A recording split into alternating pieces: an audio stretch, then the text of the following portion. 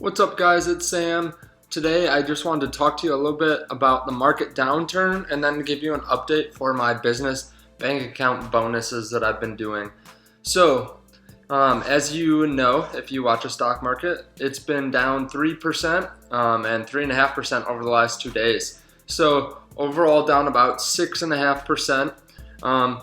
Now, this is very significant. This doesn't happen all the time where it drops even more than 2% in a day, much less 3.5% and 3%. So a lot of people are really worried. They're looking at the coronavirus, and that is causing a lot of just worry about production numbers and sales and stuff like that, especially among these large corporations that have widespread facilities and sales, and they kind of depend on a lot of different moving parts to be profitable and to stay at the level that they're at. So a lot of people have been wondering whether they should sell off and try to buy back in the market once it's at the bottom, and that is something that a lot of new investors wonder about. That's very difficult though, because you don't really know when it's going to be the bottom, and then a lot of the time it goes down and starts to come back up, and you think, oh, I'll wait a little bit longer, but then it just keeps on going up, and then you wait too long. So I want to talk to the new investors out there that are worried about this kind of downturn. I am one of those new investors because I've only been invested about 2 years. I have maybe $10,000 to $12,000 in the market. So it's not that I had a $30,000 downturn over the last couple of days, but I lost more money than I've ever lost before. I lost more money than I make in a day at my job at work. But I find this as a good experience because it kind of builds that muscle that is okay with losing money in the stock market.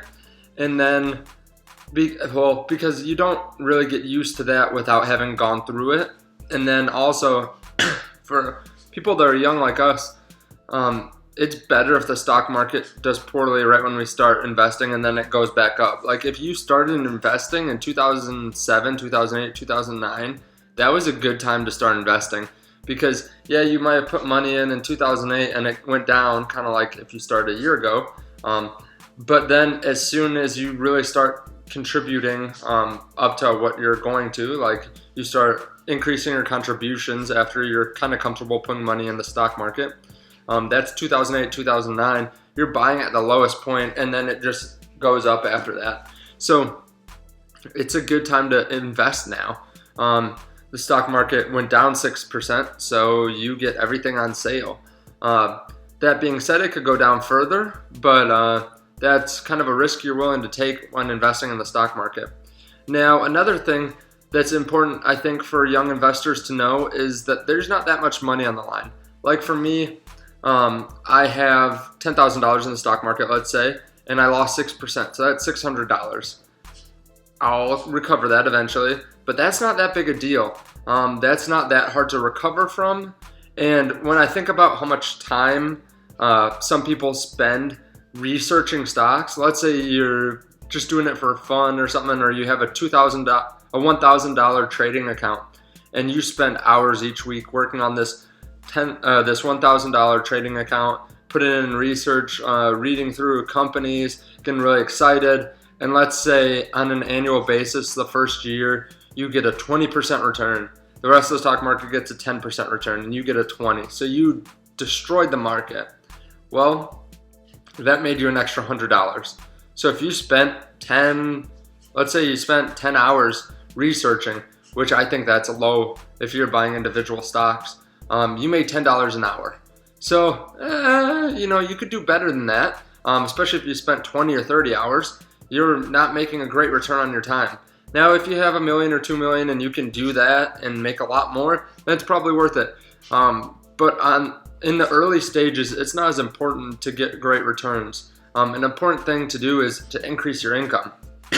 And I apologize, still had pneumonia a couple months ago. That is why I am focusing kind of on building up my income in ways that most people don't. Some of that is what I'm going to talk to you in a second about, which is my business bank account bonuses that I started. So I own my own business, but this is something separate. So this is a separate company that I'm using to invest in bank account bonuses. So if you don't know what those are, you can set up a business. I set it up with my father. He's a lawyer. I gave him $20 in lawyer fees and then $50 to set it up with the state and register and everything like that. So $70, and I have my own business for the year. Every year, then you have to pay $25 to renew the license. But for $70, you can have your own business. It can be doing whatever you want. Mine is, I describe it as containing money for long-term expenses from my other business. So if we want to buy something a year down the line, we're going to slowly put money in the side business.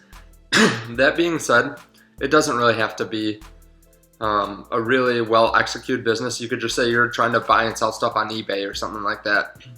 But what I did was I had some seed capital, some money that I wanted to use to put in these bank account bonuses. So I was lucky enough to talk about this with a friend, and they said that they would be more than willing to help me with this. I was going to do it myself, and I could have done it myself, but they said that they would be willing to give me the money to do it just out of the goodness of their heart. So they gave me a check for about $10,000, and what I did was I split this between 4 different bank accounts. I ended up having to put in about $1,000 of my own money because one of the bank accounts that I wanted to do required a little bit more money. But these banks are willing to give you a bonus if you satisfy a couple different restrictions or a couple different criteria when you set up your account. So if you set it up with a certain dollar amount, and usually 2 of the accounts I set up require some transactions on the account, and then you get a bonus after so long if you keep the money in. So I set up 4 accounts last Friday, ended up taking about 4 hours, and it shouldn't have. There was just one person that took a little bit longer, about an hour and a half to set up the account. The other ones took only about 2.5 hours between the 3 of them. And with this $11,000, I should make $1,700 in bank account bonus money. Now, even after I had to pay for the lawyer fees, even after I have to pay, there are a couple maintenance fees, but they're not very significant. And then after I pay for my taxes to be done, I'm still going to clear about $1,500 just from these a couple accounts. Now, in my mind, that's a great return because this isn't a 1-year return. This takes maybe about 3 months. So I set it up, then between 60 and 90 days, depending on the account, they'll give you a bonus. 3 of the accounts give me $500 bonuses. The other one gave me a $200 bonus.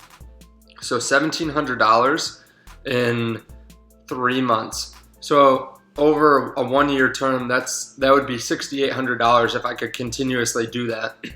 And I only put $11,000 in. Now, another part of this is it's a risk-free return. So the biggest risk is I just don't satisfy the requirements, or they don't give me the bonus for some reason. I don't know what that would be. Maybe for some reason it drops below the minimum and I just don't realize it. And then I don't get the bonus. So I guess the biggest risk is I could be out $20 in fees, but I haven't had that happen in the 1.5 years that I've done this because I pay attention to the accounts and I just watch them every couple weeks. So it's no risk. It's not the stock market where I'm betting on stocks and can lose it all. I have access to the money the entire time. I could go in if I really need $5,000. I could go in there and pull the $5,000, and I don't lose out on anything. I don't have penalties. I just don't get the bonus then. So in this 3-month time frame, I'll make $1,500 with 0 risk, and it's just a couple months, and I have very little work. So I would argue that this would be considerably less work than if I was trying to make a stock portfolio. So I can get a huge return with 4 hours in the branches. When I'll go in and close them eventually, but that takes less time than setting them up. That might take 20 minutes, 10, 20 minutes per account. So probably, I don't know, an hour overall. And then the research just to find these took maybe 1 or 2 hours. So let's say 8 hours and I made $1,700. Just for math, let's say it's $1,600. That's $200 an hour. And I'm not doing anything hard. I'm not on a roof in the blazing hot sun or anything like that. I'm sitting in a bank branch, and just drinking their coffee while they ask me about stuff and I talk to them. So it's very low commitment, really high rate of return, and you have access to your money the entire time. It's super easy work, and it's a way to make $1,500. That's more than a paycheck for me. That is a significant amount of money, and that's better than the return I could get in the stock market. I mean, sure, if I have $10,000 in the stock market, if there's another 30% return like last year, I could make 30%. I could make $3,000, but that isn't very likely, first of all, to make 30% in the stock market. The average is 7 to 10%.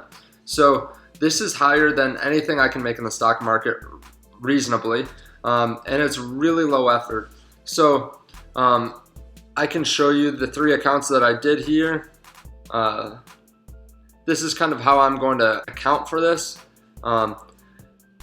So there's the money for the lawyer fees and stuff like that, $70. I put money in the account. I put a little bit more in the account, and then I put the $10,000 check in. I put in a little bit more money of my personal money in there because I want to do an extra bonus. I opened a Huntington account with $2,100, a Fifth Third account with $1,100, a Chase account with $2,600, and a Flagstar account with $5,100. All those are $100 more than I need for the minimum, just in case there are any maintenance fees. And then I also have to do some transactions on Chase and Flagstar, which I've done them before, and all that I do is I go on Amazon and buy 10 different gift cards. So it's a little bit monotonous. Might take, I don't know, 15 minutes or so, but it's not really that big a deal. I just throw on some music and then just kind of zone out for 10 or 15 minutes once I get that debit card and then make those transactions. For some of those accounts too, you don't have to do debit card transactions. You could go into the branch and deposit any amount. So I might just drive there and deposit like $1 every week or something. I don't know. But it's not that big a deal. It's not anything that's too difficult. Now, I did these business bank accounts, but if you don't feel comfortable doing this, there are other things that you can do. There are personal account bonuses, which I've gone over in some of my past videos. What I use is doctorofcredit.com to get the latest bank account bonuses. They have a tab across the top, and you can go to best bank account bonuses for like February 2020 or March 2020. And they'll give you a list of all the different banks throughout the country. So they give you the requirements too. And then it's just kind of a learning process, trying to figure out what you need to do, what's worth doing. If you want to be able to switch your direct deposit, I don't switch direct deposit for mine just because that's one step that I don't really love doing because I work at a bank myself. So I don't want to move my direct deposit out of my own bank. They kind of frown upon that a little bit. But there are ways to get around it too. They have a page on there how to get around direct deposit. So you don't necessarily have to use direct deposit to have it count as a direct deposit. You can transfer money from other banks a lot of the time and they can't tell the difference. So you can use that. One great account right now for newbies is the Fifth Third account. If you put in $500, you get $250 after 60 days. I think you have to keep in there for 60 days and then 10 days later you get a bonus or something. So it's really easy. You have to go into the branch to set it up. And then I think you do get an $11 maintenance fee unless you keep $1,500 in there. So I would just put in $535 or something and then get an $11 maintenance fee once or twice. Usually they waive it for the first month. And then you'll end up with $230, $240, something like that. So really, it's a 46% return in 3 months or 2 months. So you can't really beat that in the market. Of course, it's at a low scale, but if you use that for your monthly car payment or for your gas for the quarter for for the month, whatever. This kind of income can help kind of balance out some market loss. So all in all, I have 7 bank account bonuses going right now. I would not suggest doing that if you're starting off. I would start off with 1, just get it down. After a little bit, you might want to do 2 because you realize that there's nice potential to make more money. And then just as you get more comfortable with it, do more. I'm kind of on the edge of where I feel comfortable. 7 is a lot, but I know I can handle it. It's not that big a deal because there are only a couple things that I have to do with these accounts now. Most of them I just have to wait for a while for them to pay off. But I have them all written down. I keep track of all of them. I look at them probably once a week or a little bit more often than that just because I like to, but you don't have to. And then I just get more used to it from there. It's pretty fun. I made good money, $2,400, $2,500 in just 7 months last year doing it. And I have $700 going right now, or $750 for personal and $1,700 for business. So I'll make $2,500 in the first 3 months of this year doing this, and barely having any of my own money in it, probably $2,000 or $3,000, and I'll make $2,500 in 3 months. So it's a great side gig, assuming that you have a couple $100, $1,000 on the side, and maybe you're thinking about investing it, but you say, hey, I'll double my money doing bank account bonuses over the first 6 months instead of throwing in the stock market when it's volatile right now. But if you like this kind of stuff, let me know. I really appreciate it. I'm starting to grow a little bit on this channel, getting more views, but likes definitely help. Please drop a like below. If you guys like this kind of stuff and want to show it to someone, or if you have any questions about it, feel free to let me know. I'd love to help out as much as I can. I plan on, if this grows more, getting a little bit better equipment. Right now I'm not using the best equipment. I'm using my computer, but getting a camera and stuff like that so that it's not so bright in the background. It's a nice day finally here in Michigan, and the sun is beating off the snow like crazy. But I appreciate it. Let me know, again, if you have anything that you want to talk about. If you have done bonuses in the past, let me know what you've done and how much you made on it. Let me know what you think about this and what you're doing for the stock market downturn. I appreciate it, and I'll see you in the next one.